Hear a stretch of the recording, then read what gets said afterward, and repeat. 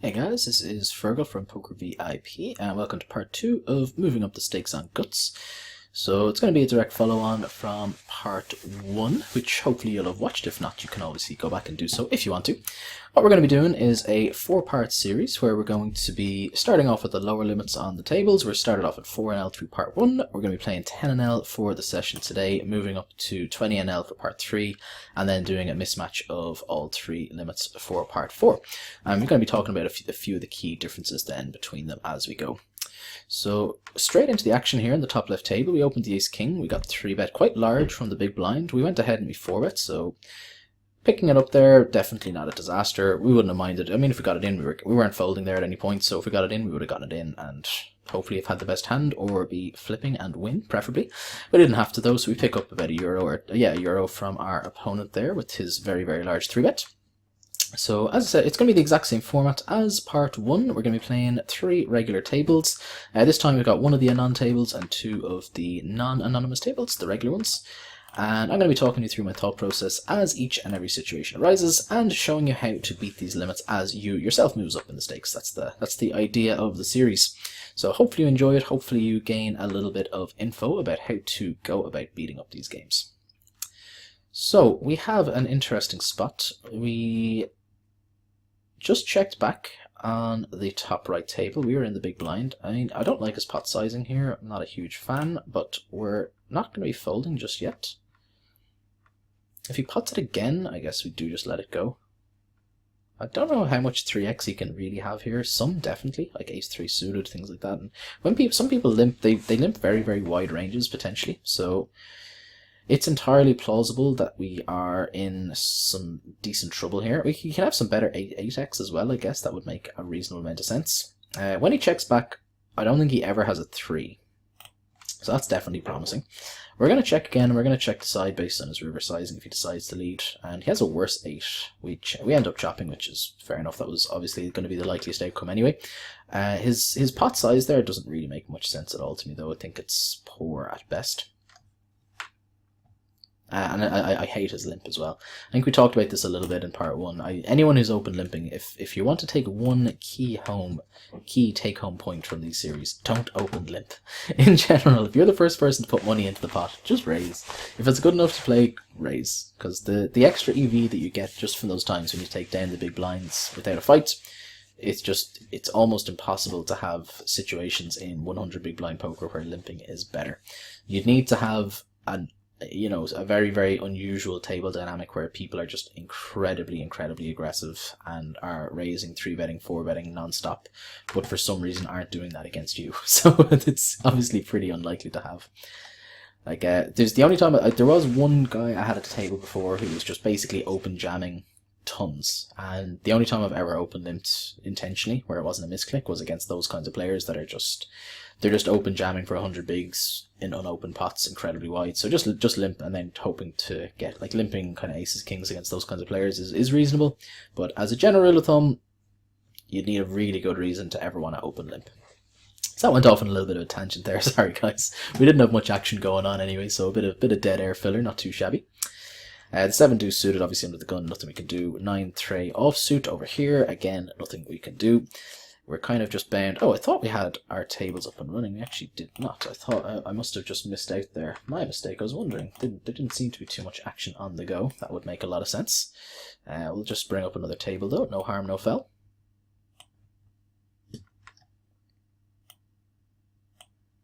I thought I had reserved my seat there, but I obviously just missed it, and I just thought we were waiting for the big blind to be dealt in, but I didn't realise that we were not at the table. So we are now. We'll be dealt into the next hand. Pocket 7s here we will be playing. It's just a case now of whether we want to go for a 3-bet or a call. I'm going to lead towards a call versus this dude. Pretty bad flop for us. We weren't just set mining here. There are definitely boards where we will be continuing on regardless, but this is not one of them.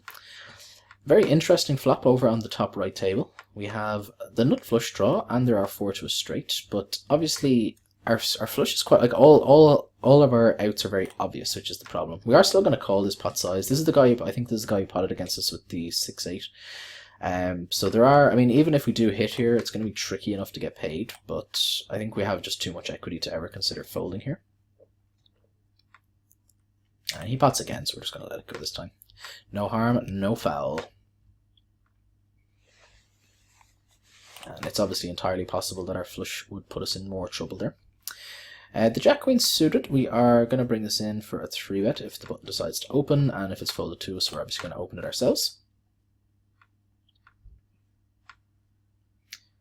He does go for the open himself, so we are going to 3-bet it, make it 90 cents to go.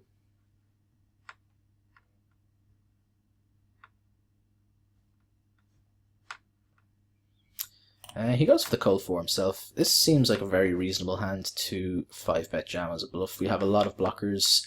He can have hands like Ace-King, which we have okay equity against, but we have a lot of blockers to his jacks, his queens, his ace-queens, those types of hands. And people definitely 4-bet a reasonable amount as a bluff, and he gets it in with 10s, which seems crazy tight to me, or crazy loose to me.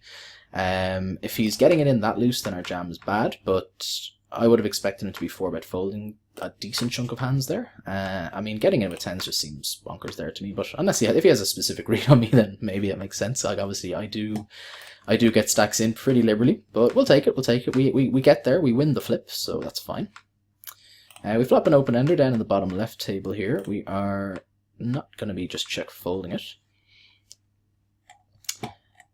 He checks back here. I think it's unlikely that he checks back much of his strong value. So I think we're just gonna try to bluff here, try to get him to fold ace highs, king highs, stuff like that. We can definitely have like some 9x, stuff like that. The only problem is that we can have a lot of misdraws as well, so it's entirely plausible that we get called down light, but I think it's worthwhile to try to pick up the pot there from his ace highs and stuff like that. Okay, we have a situation here with the ace-king. This guy has gone again, and he's gone pretty big here. We're going to go ahead and just make the fold. It's playing for stacks there on that kind of board just seems pretty optimistic to me, even against a short stacker. We have top pair with the gut shot, obviously top pair, top kicker with the gut shot, so we have okay-ish equity. But the problem is, like, we can't just call looking to improve. Like, if we call, we have to call rivers as well, and he's just got so many 2-pair combos and stuff like that there. Some flop straights, stuff like that, where we're essentially drawing dead against or close to it, drawing to the chop. So yeah, it seems calling down there seems somewhat optimistic. Okay, this is a fun flop, obviously. We're just gonna, with this much equity, we're just gonna check raise, and if he wants to get it in, we will get it in with him. Obviously a pretty decent turn for us. We're just gonna bet small and jam rivers now. Trivial call down now, of course. Queens with the flush draw just gets it in like a champion. We'll take it. We'll take your money, sir. So very, very good start to this video. We are up 2 buy-ins after not very many minutes at all. We're within 10 minutes, so we're up 2 buy-ins. Granted, we did get lucky with the first one, but I suppose we got lucky with the second one there as well, but our opponent didn't exactly play stellarly well either, so it's not just sheer luck. The 5-bet jam with the Queen Jack suited may be somewhat optimistic, but hey, I don't think it's ever going to be atrociously bad. When he called, obviously I was sad, and then I saw the 10s and I was very happy. But getting queens in there, I think, is a pretty drastic blunder. If he was going to go with his hand, he should have just gotten it in on the flop would make more sense rather than on the turn, in my opinion. I think folding jamming the turn seems pretty bad to me. He can definitely call, or he can consider folding to my sizing as well. I mean, I do look pretty nutted when I take that line, and obviously when I check raise, I'm going to be check raising sets there, flush draws, some 7x, but not that much. So in general, he's going to be in trouble there with queens. The 8 and the 6, we are going to go for a defend here. Look to play some post-flop poker here, encourage some multi-way action if possible. We're going to use the ace-4 as a 3-bet bluff with our ace blocker. This is the guy that we 3-bet on the other table, so maybe we should tone it down. Maybe we should tone it down a little bit against this particular player. Good to note that he's on both tables, though. We're aware of what the situation is. So if he's in any way observant, obviously he's going to realize that we are 3-betting from the blinds versus the button opens or versus the late position opens fairly liberally, and not afraid to play for stacks if we think it's a reasonable combo to do so. 10 jack suited over in the anon table. absolutely going to be bringing it in. When there's a raise, again, we're just going to do the same thing. If we continue getting, like, if we're continuously calling here and getting squeezed behind, we'll need to readjust there and start making these kind of speculative hands into folds rather than calls, because we're just spewing chips. If we've got a squeeze happy table, calling with these kinds of speculative hands just loses all of its value because it's just too high a probability that we're not going to get to see a flop. If this guy does call, we still can call here. He doesn't. I'm not calling out of position for a pot size bet, for a pot size re-raise. Even though it is a pretty hand, it's just not going to flop strongly enough, often enough. I mean, we have some, like, this is the player who squeezed us twice in a row. We've some inclination that he might be doing it a bit more aggressively than average, but at the end of the day, it's still only 2 hands, so we can't start assuming that he is going crazy wide or anything like that there. He could have just been dealt 2 very good hands twice in a row, so... I think some people, like that, I know we're not using a HUD or anything like that, but some people will see stats like that. They'll see, like, oh, he's 3-betting, you know, 20-30% of the time or something like that. But when they look at the sample, it's super small, but they start making drastic changes to their play based off of very limited information, which is going to be a huge mistake. Because at the end of the day, if you've only got that small a sample on someone, it's an indicator that they might be a little bit more aggressive, and we will be keeping an eye on them, definitely, but we're not going to be making drastic changes to our play off of that limited amount of information. So here we might test our theory here. If this guy raises, we might go for the flat and see if this guy wants to continue his squeeze tendencies. It's just folded to us, so obviously we're going to raise ourselves, and hopefully he 3-bets us, and we will be 4-betting if so. He goes ahead and he folds this time. Fair enough, fair enough. 7 deuce on the button. Nothing we're going to be able to do there. We're just going to be letting it go.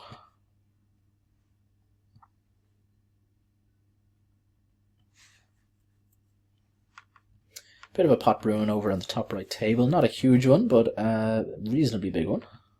Queen 6, bluffing at it, and the pair of 9s taking it down. Not sure how much. I did see how the action went there, but turning Queen 6 there into a bluff on that kind of board doesn't seem like it makes too much sense to me.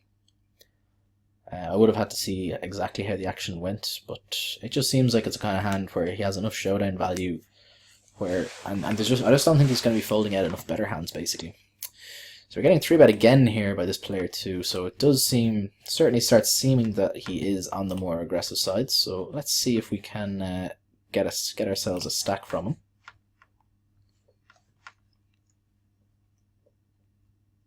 Kind of annoying having him on our left, obviously. In general, when you're looking at a table layout, if you have any sort of choice about where you're sitting, having the aggressive players to your right and the tighter players to your left is a dream scenario.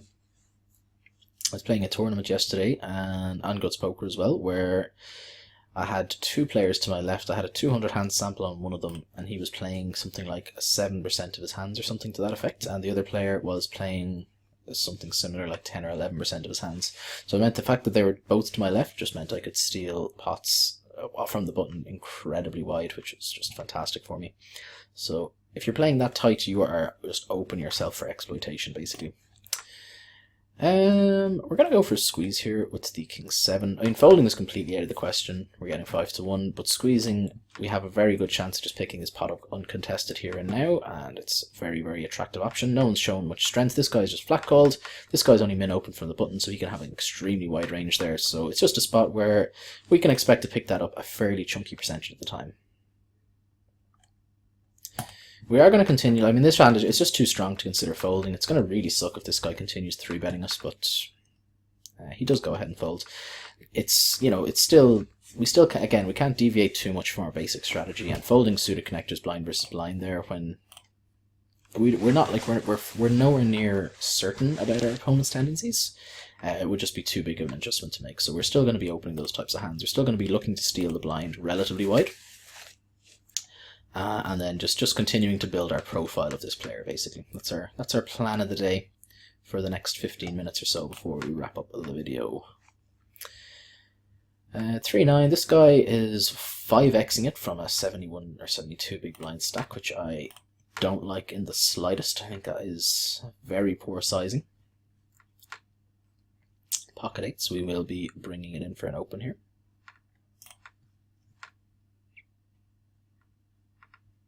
King Queen, we're going to have a decision here whether we want to 3-bet or flat. When he 5x's, it kind of makes our decision for us. I don't really want to be 3-betting versus this sizing.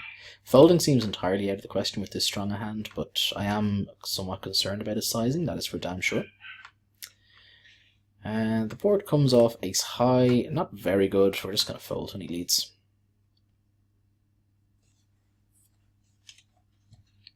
Trying to continue there just seems like we're playing too much of a guessing game, basically, where we're sort of... I mean, like, floating doesn't seem absurd, but it just seems unnecessary. Floating one street with the intention of trying to get him to fold some lower pocket pairs, or just, you know, sometimes king high can potentially be good there. When he does 5x, though, I would expect him to have a relatively decent range there, so... 5-7 suited. We're going to see a flop here and play the suited one gapper versus a perceived aggressive opponent. And despite flopping a pair there, we're not going to continue on the ace king x board versus an under the gun open. So far we've kind of been gifting this guy some chips, which is kind of tilting, but we shall look to make some money from him at a later point. This is kind of just going in, like, again, just being out of position against what seems like a very aggressive opponent is just never fun. It just means that your options at the table are somewhat more limited, which is never what you want. You always want as many options available to you at any point in time, basically.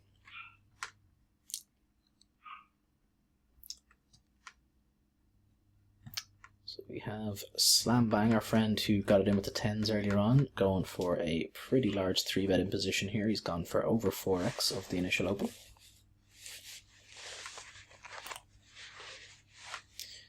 No fireworks there, though.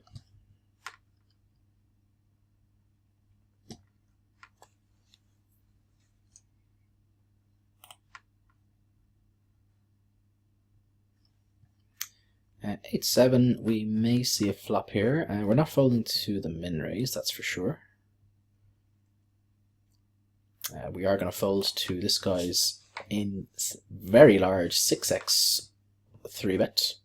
So this guy's sizing seems a little bit all over the place. We're going to assume again he's just not a player who isn't particularly experienced, so he's probably not one of the better players here, which is absolutely fine by me, having him to my immediate right, which is a good thing.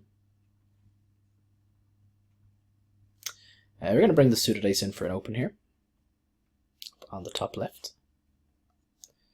10 trade down the bottom left. There is nothing we're going to be doing here other than just folding and letting the hand go. Even versus the min open we were going to fold. Obviously when it gets 3-bet it's trivial. Doing anything but letting it go there would be a huge mistake, of course. The 9-5 suited, if there's just like a min open, we will consider flicking in the big blind, depending on where the money is coming from and so on, but more than likely we'll see a flop here versus that small sizing, which player 4 has gone for. Let's see a flop dealer. We flop a pair. Certainly not going to be check folding on this board, especially to under half pot. Turn a gut shot. It's not a very good gut shot, obviously, because it's the ignorant end of one. Flush draws get there, ace highs get there. And he has a better 9, seems reasonable.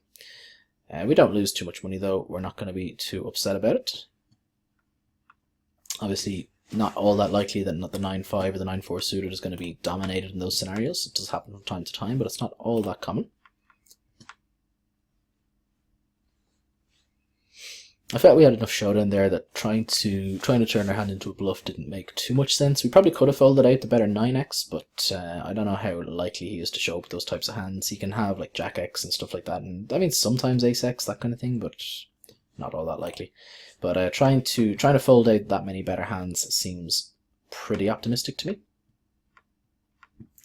We're going to use the ace trace suited as a 3-bet versus this player if Slam Bang folds.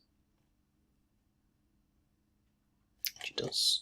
So we're going to go for the 4x. We're going to make it €1 to go over the top.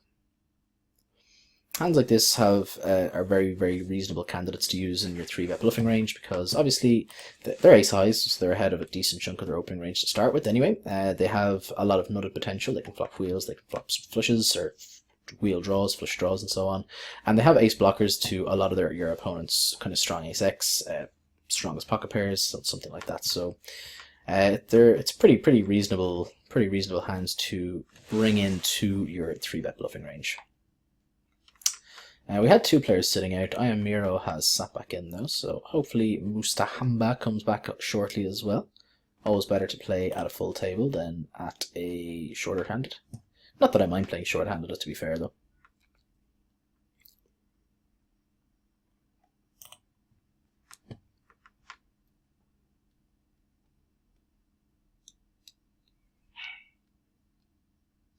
If this player does elect to 3-bet us again, we will consider not folding. Whether we want to call or 4-bet is the question though. And we're going to go ahead and see a flop here with the 8-10. I don't see any reason not to c-bet here. Checking back allows him to take the initiative on too many turns, and I mean there's a very reasonable chance he's just whiffed this board and is just going to go for the check fold, which is fine by me.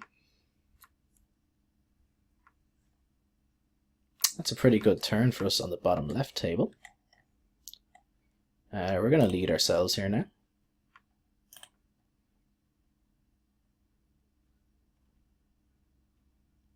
No action, unfortunately, but I mean, on a paired board there, I mean, if all the money goes in, we're going to be behind sometimes, definitely, but obviously we would have preferred a little bit of action, but hey. Player 2 punishing us when we have a hand that we cannot continue with, unfortunately. It's getting very short-handed up on the top right table. We'll stick with it, though. If the table breaks, we'll just find another one, but we're happy enough to stick with the 3-handed game for a little while at least.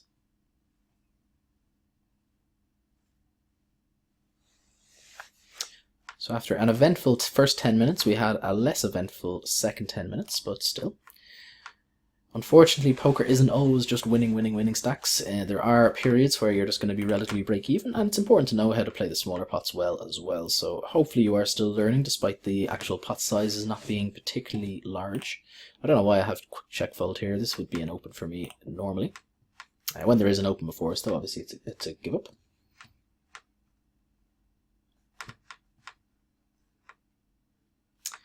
King 10, we are going to bring it in for an open ourselves. And we're going to go for the steal with the suited connectors as well. Looks like we're down to... Looks like there's a couple of tables here that might break. If they do, not the end of the world. This table has indeed broken. Let's go find another one, so.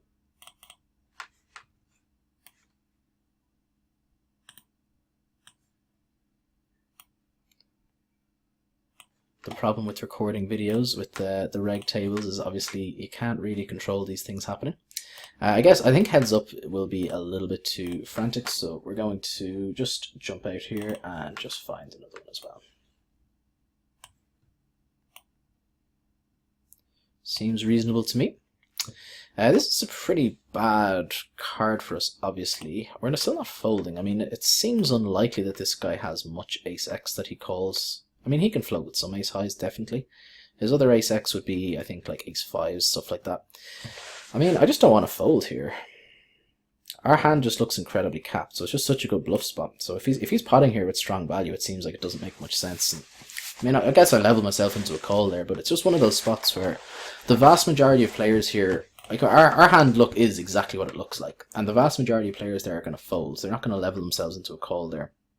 So I think with that nut of the hand going for that large value was almost certainly a mistake. But I mean, hey, against me, he piqued my curiosity. I was kind of expecting some other busted straight draws to show up there a decent chunk of the time there when he chose the sizing that he did, but maybe I'm thinking on a level just a little bit too deep, and I ended up making an unprofitable call as a result. But hey, well, we're okay with losing €3 or €4 or whatever it was. Good to know, though, that we'll remember the name JN Poker. He goes for those kinds of lines in spots where he probably shouldn't. We'll make a mental note of that if anything else arises in the next few minutes before we finish up the video. Maybe we'll be able to make some minor adjustments to our play as a result. Definitely a light call down, but meh. The pot size, as I said, is just so polarizing that... and as I said, it's a spot where he shouldn't really be polarizing himself when we're so capped. So I just don't think it makes much sense. Ace tray, nothing we're going to be able to do there other than just fold it. Playing Raggedy Ace out of position does not fill my heart with joy at all, especially without a suit. When you have very little nutted potential, it's kind of really difficult to flop that well with it. This guy just 5xing it from a 45 big blind stack seems bad, but hey. So we've got 5 more minutes left to go. Let's see. We doubled on the 2 tables that we had to restart. Let's see if we can have an interesting hand to round out the session. Let's see if we can flop ourselves quads over here with the pocket 5s.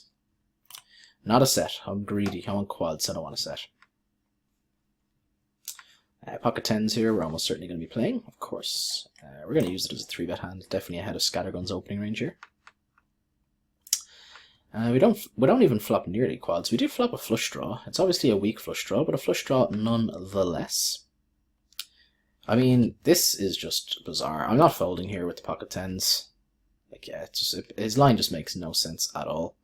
And we win a very chunky pot with a hand that he just should not have been jamming there. Like, it just makes no sense. He called a 3-bet for starters with 10-7 off, and then just jams when he flops a good shot. It's crazy.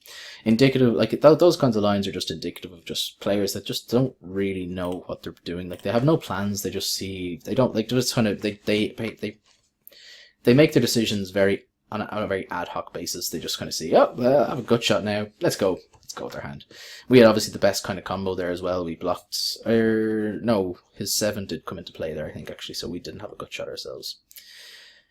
Okay, we're pretty deep here versus JN Poker. We are going to call and see if we can flop a set or better. We do not. We are going to call one street though. He's seen us make light call down. Okay, we're not calling the massive overbet. Ace Queen here. We're going to ISO when this player limps. When this player ISOs himself, we are going to re-ISO and make it a euro on top to go if anyone wants to see a flop.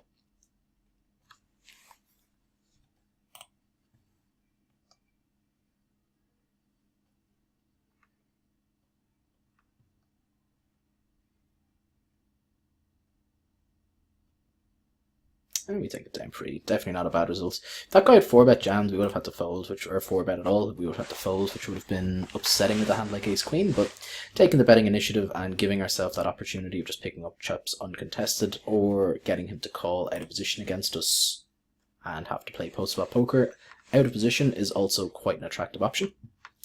So I much prefer the 3-bet line there rather than flatting, although flatting is certainly reasonable. As long as you don't fold there, it's hard to make a serious blunder, but my preference definitely does go towards the 3-bet. Okay, 9 and a queen of blue. We are going to see some flops here a reasonable percentage of the time. We should see the action before us. If there's a 3-bet, obviously we don't. Heads up, it's not the best hand heads up, but with the big blind discount, we're going to be doing well enough. And we're just going to take the betting initiative here now. We're going to bet, and we're going to bet rivers as well. Bet a lot of rivers, obviously not every single river, but a very decent percentage of them we would have been following through on there. And pocket 4s, decent chance this will be one of our last hands of the day.